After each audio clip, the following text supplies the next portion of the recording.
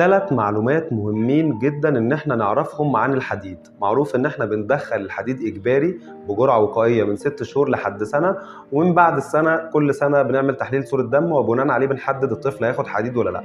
المهم إن كل باكتب لها حديد باقول لها 3 معلومات مهمين جدًا.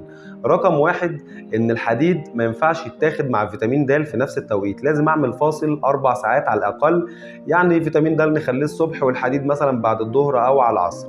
رقم 2 إن الحديد من الحاجات اللي بتعمل شوية إمساك بسيط، الحديد العادي أملاح الحديد العادية المنتشرة بتعمل شوية إمساك وتخلّي الستول يعني لونه أسود، وده بنقول للأم عشان ما تستغربش أو ما تتفاجئش.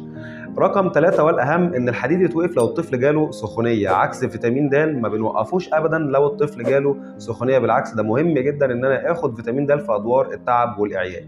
لو المعلومة دي جديدة أو حاسين إن هي مهمة يا ريت تنشروها لكل الأمهات عشان خاطر كلهم يستفادوا. شكرًا.